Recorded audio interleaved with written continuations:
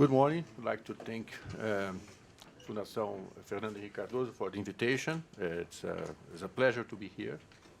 And also the UK Embassy, very nice words. And we have been working together with Kathleen Barber and Martin Badham in learning more about their experience there in the UK and all the efforts on the PPP and concessions. That has been a pleasure. And I mean, I would like to congratulate James Stewart. I knew him from the past, but listening to his ideas on global trends and the local challenges is really reassuring that we are in the moving in the right direction. And maybe we should consider an offer to take a job with us there at PPI.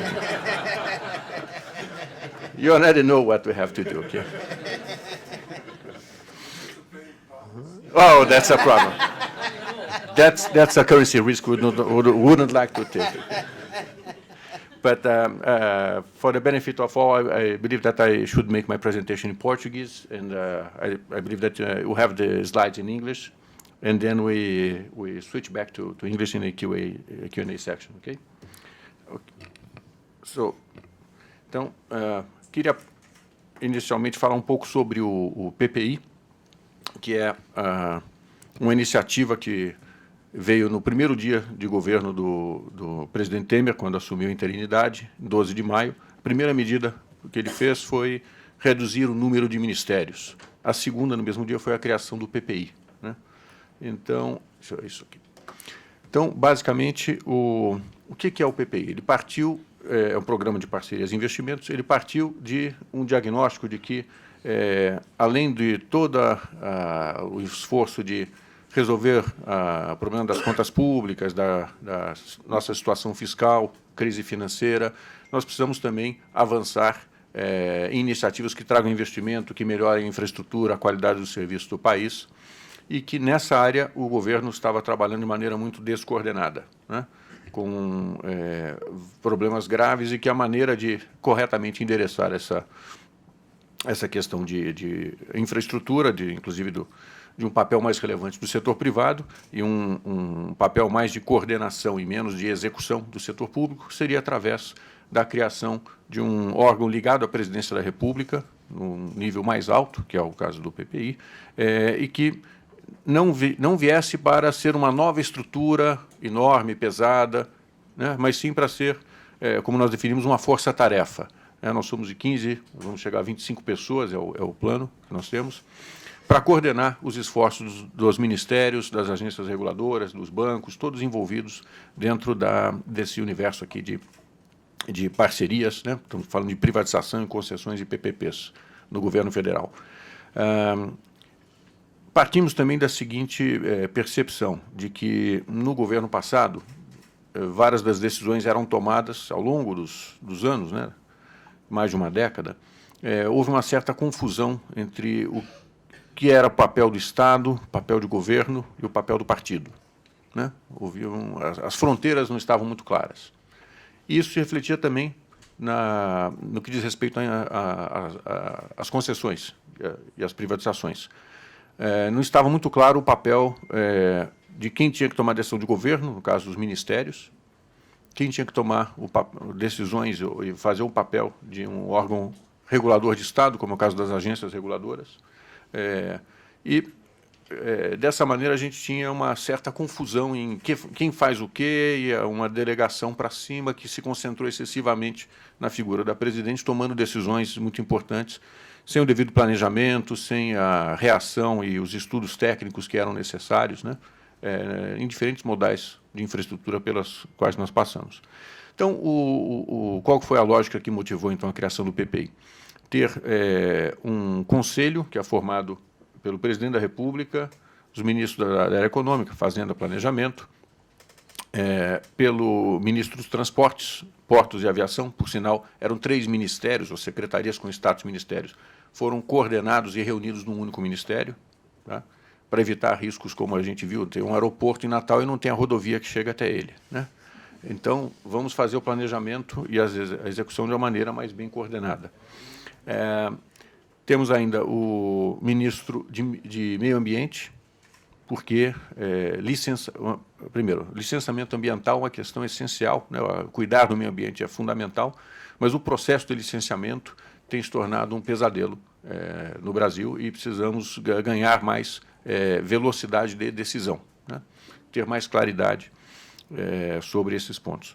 Além disso, tem também, obviamente, a presença do ministro Moreira Franco como secretário executivo do programa PPI e os presidentes de 3 bancos estatais, né? o Banco do Brasil, Caixa Econômica e BNDES. Então, esse é o grupo que compõe o conselho.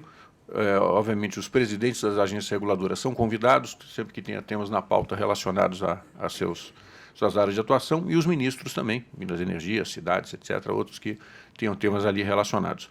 E o papel do conselho é se reunir quando há um conjunto de proposições relativas na pauta, deliberar sobre a governança, sobre as novas regras e aprovar projetos específicos, né? Tivemos a primeira reunião do Conselho no dia 13 de setembro, no qual a resolução número 1 estabelece uma nova governança, porque, como temos observado, precisamos mudar a governança, no que diz respeito a concessões, privatizações, etc.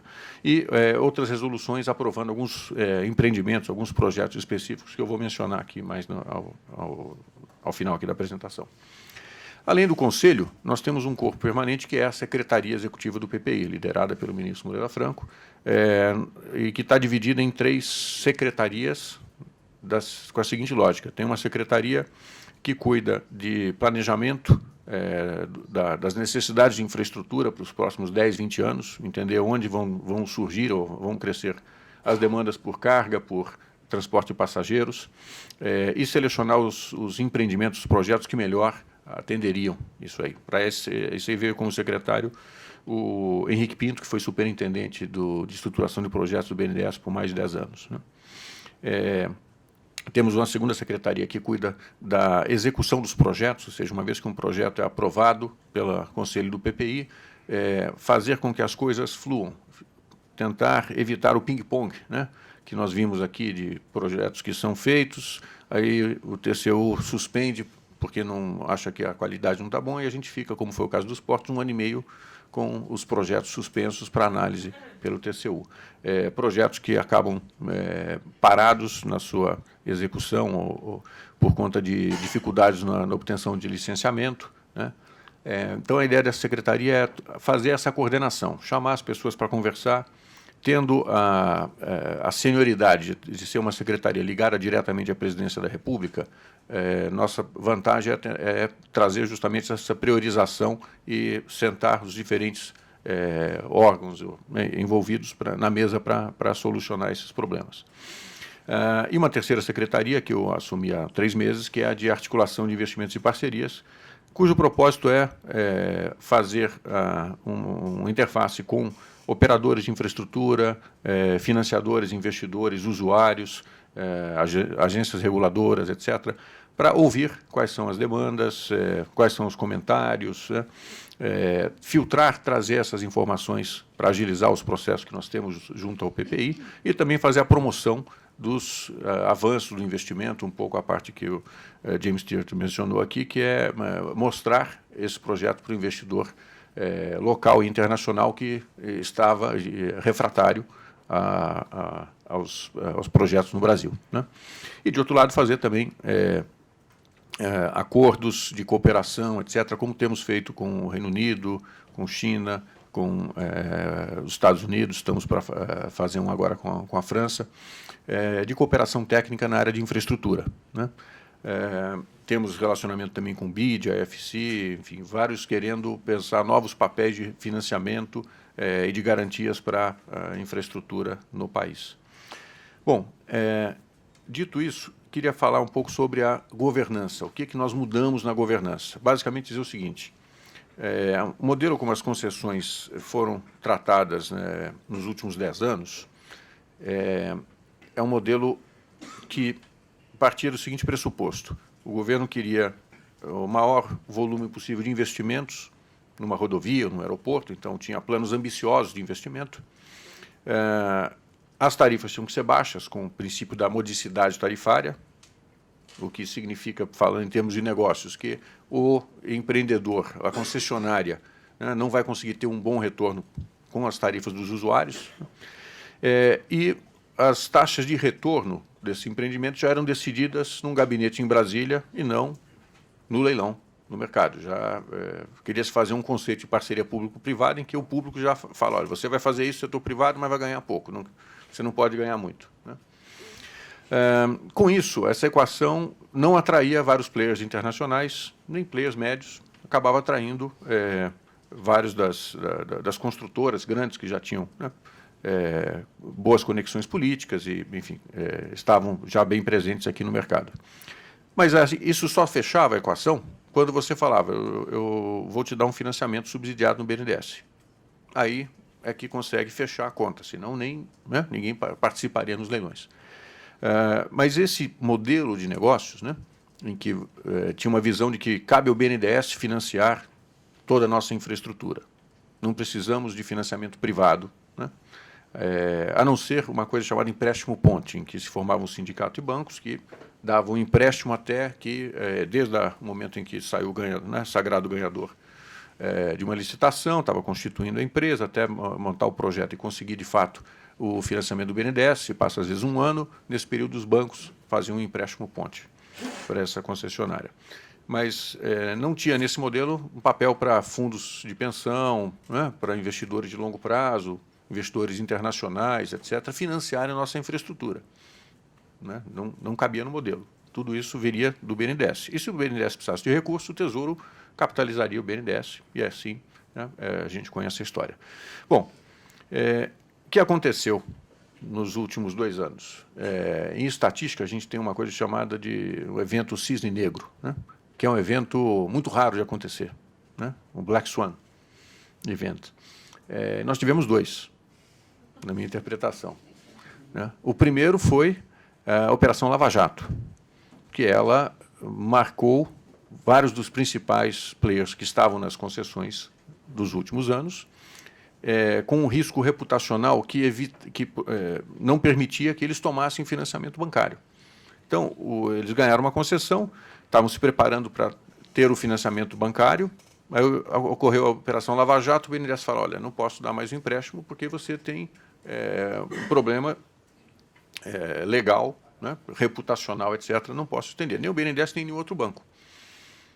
Esse foi o primeiro evento, né, atípico. O segundo foi a maior recessão que nós temos notícia aqui no Brasil, né, de 8% de queda do PIB em 2 anos. O que isso provoca? Numa concessão, você tem, para financiar uma concessão, você olha qual a receita, né, que a concessionária vai ter, baseado em projeções, como o James estava falando, que vinham de um período mais otimista da economia brasileira. Então, tínhamos projeções de 4% de crescimento da demanda, né, dos aeroportos, das rodovias. Quando você passa por uma queda brutal, como tivemos, na hora de olhar o fluxo de caixa do projeto, um financiador olha e fala, poxa, caiu 8% da receita. Mas as despesas de investimento, né, são chamadas de CAPEX, né, e as despesas de manutenção, o OPEX, estão as mesmas. Então, não vai ter receita suficiente para poder pagar o financiamento. Não posso te financiar nos volumes que estavam previstos anteriormente. Você vai ter que colocar mais capital equity no business e vai ter um financiamento menor se sair. Então, esses 2 eventos fizeram com que houvesse uma paralisia dos empréstimos que tinham sido sinalizados quando do leilão para algumas das concessionárias que agora, enfim, estão naquela situação difícil de que não conseguem mais a financiabilidade no mercado, não conseguem, portanto, entregar os serviços que tinham sido prometidos e os investimentos que tinham sido acordados. Então, isso nos trouxe um legado complicado para poder destrinchar e seguir à frente. Então, o que nós estamos fazendo? A primeira resolução do PPI foi, vamos mudar a governança. Tá? Vamos fazer o seguinte, primeira questão, os projetos têm que ser mais bem estudados, não podemos simplesmente, nasce no Palácio do Planalto um projeto e colocamos, né, em mercado. Nós temos que estudar melhor, tem que ter o projeto básico feito, a licença ambiental, temos que ter a licença prévia, ou, quando necessário, né, ou as diretrizes para que existe viabilidade de obter essa licença prévia. Eu digo isso porque alguns empreendimentos param 1 ano simplesmente esperando o fiscal do IBAMA dar uma licença, né? E num fluxo de caixa de 20 anos, você ficar um ano esperando isso, destrói, né, toda a rentabilidade para o privado e, obviamente, isso repercute na dificuldade de fazermos novos empreendimentos no futuro. Então, a ideia, olha, e por isso a presença do ministro do Meio Ambiente lá, vamos analisar, o projeto é viável? É ou não é? Se não for, vamos ver uma alternativa, mas não vamos começar o projeto para daqui a um ano e meio, ficar tentando as licenças e não sair nada. Trabalhamos também, então, com a ideia de que a concessão ela tem que ter uma ênfase maior nos serviços. Afinal de contas, estamos falando de rodovias, aeroportos, ferrovias, distribuição de energia. O importante é o serviço que vai ser prestado ao longo de 25, 30 anos. Não são as obras que vão ser feitas nos primeiros 5 anos. Então, é uma mudança de ótica, né? Queremos que a concessão seja rentável. No passado, nós tínhamos concessões que não eram tão rentáveis, não atraíam investidores, mas as obras em si, essas eram.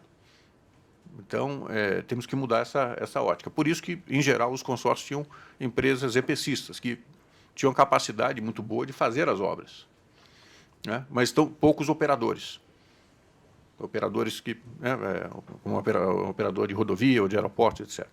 Então, a gente quer mudar essa ótica. Vamos fortalecer a ideia dos serviços, né, do nível de serviço que queremos nas concessões. A questão da competição, né, temos que aumentar a competitividade dos leilões. Como fazê-lo?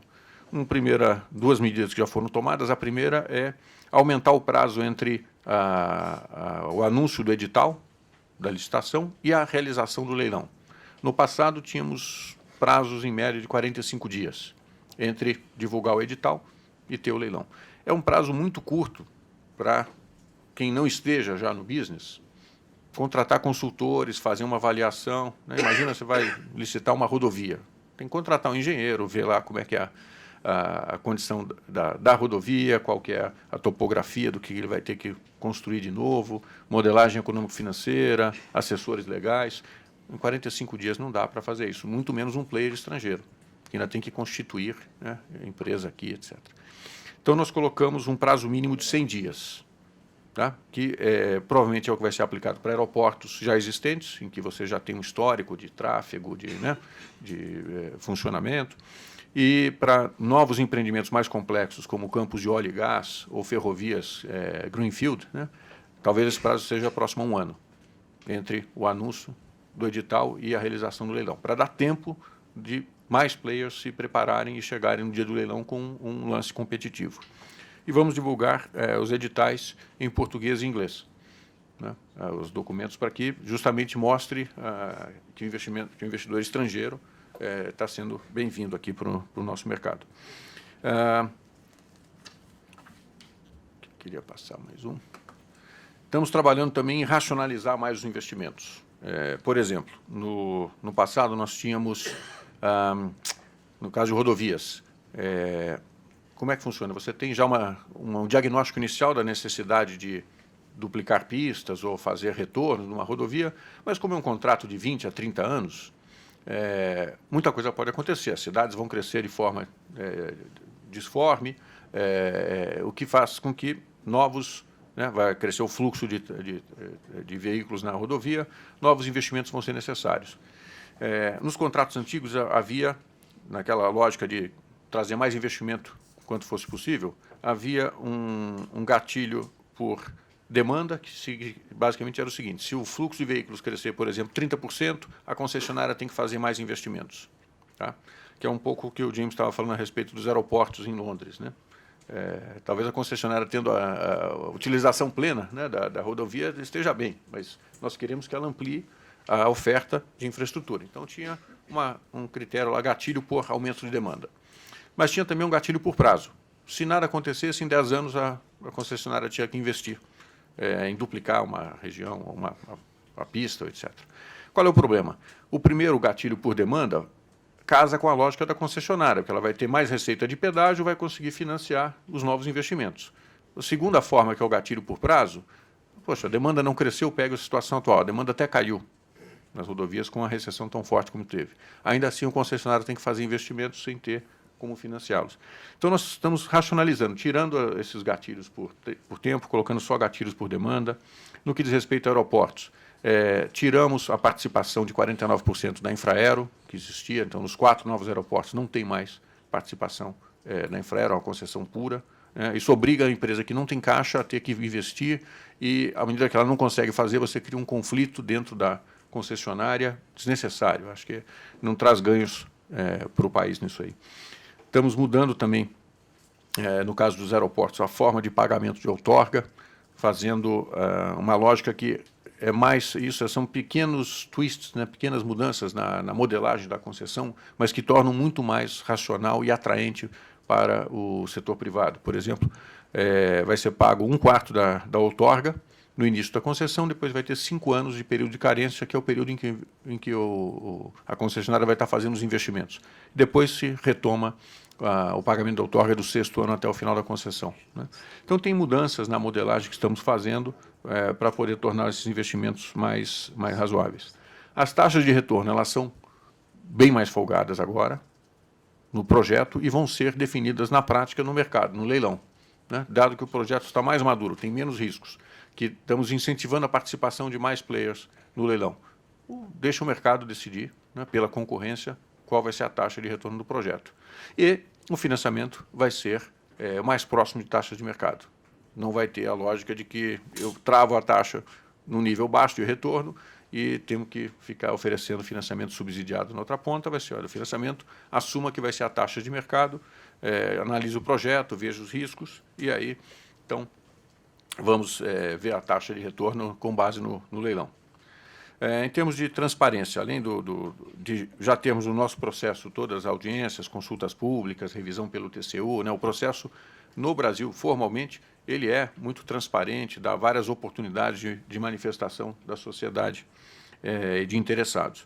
Mas estamos também colocando um website, o projetocrescer.gov.br, para ser o hub onde investidores podem buscar informações sobre infraestrutura, sobre as decisões do Conselho do PPI, porque anteriormente essas informações estavam dispersas em vários sites diferentes, especialmente para um investidor que não está familiarizado com o mercado, essa era uma reclamação, né? Sim, sim. Em termos de condições financeiras, o que nós estamos fazendo? No longo prazo, o que nós queremos chegar? No longo prazo, o que nós queremos chegar é uma situação em que o financiamento seja feito todo à taxa de mercado. Tá? Só que no curto prazo, não dá para a gente já virar a chave e colocar isso, porque não tem um mercado de capitais profundo o suficiente para que os empreendedores levantem bilhões de reais em financiamento, né? Somente em mercado. Então, o que nós queremos? No longo prazo, o financiamento deve ser com um instrumento como, por exemplo, debêntures, né, feito em mercado, no qual, se houver um apoio público, que o seja comprando as debêntures e não estendendo as linhas de TJLP do BNDES como nós temos hoje. No curto prazo, o que nós estamos sinalizando? O BNDES continua atuando com as linhas de mais baratas de TJLP, fazendo a ressalva que a TJLP já subiu 3 pontos percentuais de 2 anos para cá, né? Mas vai financiar uma parcela menor dos empreendimentos. No caso de aeroportos é 40%, no caso de rodovias, segunda geração, segundo ciclo de investimentos também 40%, no primeiro ciclo de rodovias 50%, eles já definiram. O restante deve ser feito através da emissão de debêntures, colocadas a mercado, no qual fundos de pensão, investidores institucionais, de uma maneira geral, fundos de investimento, os próprios bancos, pessoas físicas, possam entrar e comprar. Claro que gera dúvida. Bom, mas vai ter interesse, demanda suficiente para comprar essas debêntures, etc.? Olha, de início talvez não tenha. Por isso que o próprio BNDES e a Caixa Econômica Federal, como gestora do FI e FGTS, se dispõe a comprar até metade da emissão, cada um dessas novas debêntures, desde que elas sejam emitidas à taxa de mercado e que elas contenham uma garantia com relação ao risco de construção, chamada fiança completion. Tá? Quer dizer o seguinte, esses investidores não vão correr o risco de a construção atrasar e o empreendimento não entrar em funcionamento, né, na data prevista e começar a gerar receita. Tá? Então, dessa maneira, a gente mostra que tem um suporte, tem um apoio, ainda de fundos estatais, mas agora a taxas de mercado para poder complementar o que o setor privado não conseguir logo comprar de imediato. Nós tivemos fazendo roadshow, apresentando essas ideias, tivemos em Nova York, em Londres e depois em Tóquio, e os investidores têm reagido muito positivamente a essa mudança como um todo, né, da governança, aos avanços que temos tido também na área macroeconômica, a PEC dos gastos, a ideia de endereçar a reforma da Previdência, que é tão importante para o longo prazo, né? E nessa parte de financiamento, eles veem, bom, agora então a gente tem um mercado em que podemos, pelo menos, participar do financiamento, porque no passado o BNDES financiava tudo. Só para vocês terem uma ideia, o balanço dos ativos do BNDES são maiores do que os ativos do Banco Mundial e do BID conjuntos. Tá? O tamanho de gigantismo que nós chegamos. Então, agora eles veem, bom, agora se eu tenho vários players entrando e participando, comprando essas debêntures, vai ter um mercado secundário também, porque o BNDES pode entrar e financiar por 30 anos, mas vários dos fundos de pensão, fundos de investimento, eles querem financiar, ainda que seja um ativo longo, mas tem a possibilidade de sair no mercado secundário daqui a 5, 6 anos. E para eles saírem tem que ter gente que queira também comprar. Então, a ideia de colocar as debêntures e fazer uma circulação maior desses ativos, né, casa bastante com esse interesse na forma como os fundos internacionais gostariam de participar, né, do financiamento. Né. Obviamente, além desse, tem os investidores como acionistas, né, que têm interesse de entrar na concessão como acionistas por longo prazo. Aí eu estou falando mais de investidor financeiro. Temos também que resolver o problema do legado, né, que é justamente essas concessões que foram feitas, especialmente nos últimos 3 anos, e que não conseguiram, pelos 2 cisnes negros que nós tivemos aí, lograr êxito no sentido de estar em dia com os investimentos, com a prestação de serviços, etc. 2 cisnes negros, mais problemas da própria modelagem das concessões. Que foram, justamente, não eram tão previsíveis no passado, mas agora ficaram evidentes, né, quando você passa por uma situação de estresse. Né. Você falou Honorable Finance Mature Projects. Isso. Você pode esclarecer esse termo? Isso muda bastante como a gente interpreta as coisas que você está falando. Tá. O que Posso é só, Mature Project? talvez, a gente concluir, depois fazer já um fica Q&A. para a primeira pergunta. Tá. Muda tudo. Então, nas concessões existentes, a gente está trabalhando numa medida provisória que dê mais conforto legal, jurídico, para as decisões que têm que ser tomadas pelas agências reguladoras, ministérios, etc. Tem concessões em que a concessão é boa, mas o concessionário foi atingido pela Lava Jato.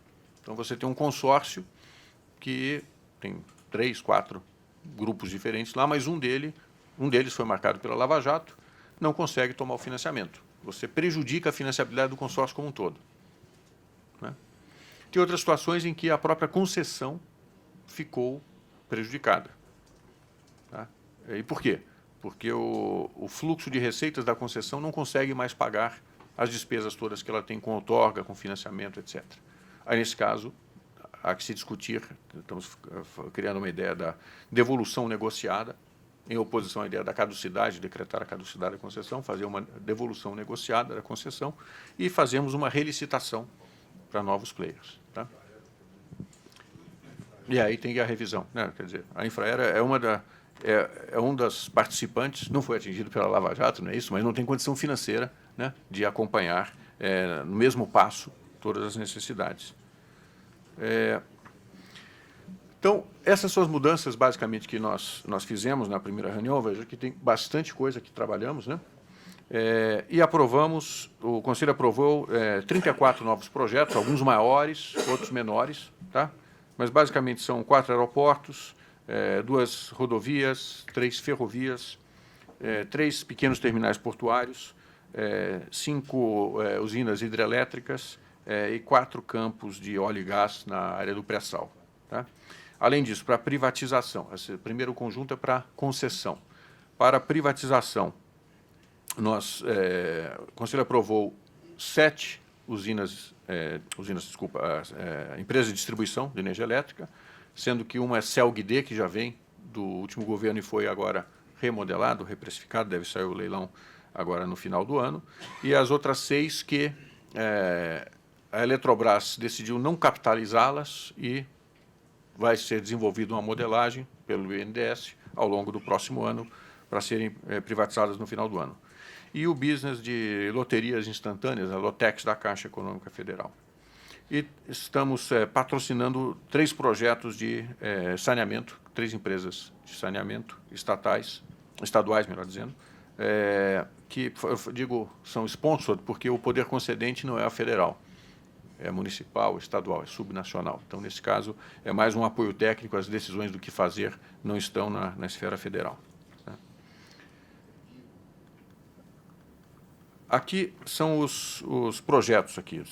Acho que o foco aqui é muito mais nessa primeira discussão. Esse material tem no site, para quem quiser consultar depois, mas basicamente são 2 rodovias aqui, uma de Goiás a Minas e outra, uma malha de 4 rodovias no Rio Grande do Sul. Aí tem mais detalhes sobre a extensão, demanda, volume de investimentos necessários. 4 aeroportos, cujos editais devem sair agora no mês de novembro, e aí, então, para final de fevereiro, março do próximo ano, teremos os leilões. Fortaleza, Salvador, Florianópolis e Porto Alegre, ressaltando sem a participação da Infraero, com esse novo cronograma de pagamento de outorgas, né? Aí também temos mais detalhes sobre o que está envolvido na operação, no volume de investimentos, né? 2 terminais de combustíveis em Santarém e um terminal de trigo no Rio de Janeiro. São esses aí. E nas ferrovias nós temos uma parte na Norte-Sul, uma parte já está em funcionamento, já está concedida, tem a subconcessão, então, desses 2 trechos que estão aqui em marrom e verde, na parte central, né, permitindo aí que se ligue um tráfego de Itaqui até Santos, tá, pela Norte-Sul, que era, eu me lembro, o Norte-Sul começou no governo Sarney, né, obras, né, toda uma... Começou mal.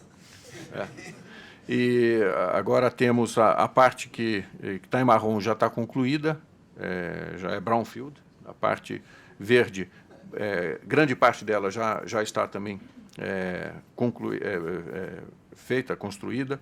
Falta 780 milhões de reais de investimento, tá? E a subconcessão desses 2 trechos.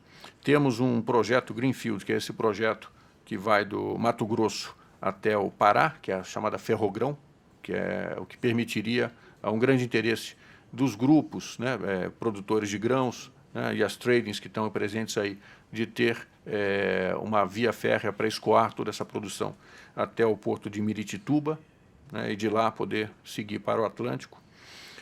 E temos também a FIOL, que é essa que está em azul, no estado da Bahia, que liga Porto de Ilhéus até a região de mineração de Caetité. Aí temos mais detalhes, mais especificamente, né, de cada uma delas. Na parte de óleo e gás, nós temos essa segunda rodada de produção do pré-sal, tá? São 4 campos, sendo que um dos campos, o Carcará, já foi vendido 2/3 dele para a Statoil, tá? Vendidos pela Petrobras. Nessa área de óleo e gás, então, tivemos a feira no início da semana aí da Rio Oil and Gas, né? É a maior feira do setor. Tem vários avanços regulatórios que temos que fazer, tá? Desde regime fiscal, questão de unitização das áreas,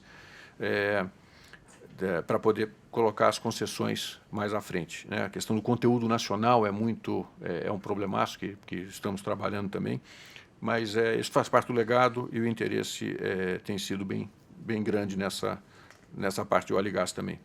Temos alguns campos terrestres e costeiros, aí, que é da 14ª rodada de exploração de óleo e gás, com 28 campos aqui, áreas, melhor dizendo, em 8 bacias, que são essas que estão listadas aí.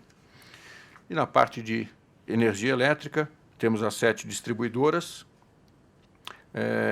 e 3 grandes usinas, que foram as que voltaram, estavam com a CEMIG, né, São Simão, Volta Grande e Miranda, vão ser relicitadas, e 2 PCHs, aí, Agrotrafo e Peri. Então, tem um cardápio. Além disso, tem alguns outros projetos menores que eu não trouxe aqui, mas, enfim, estão disponíveis lá no site. Com isso, acho que a gente está dentro do tempo, Sérgio. Em cima.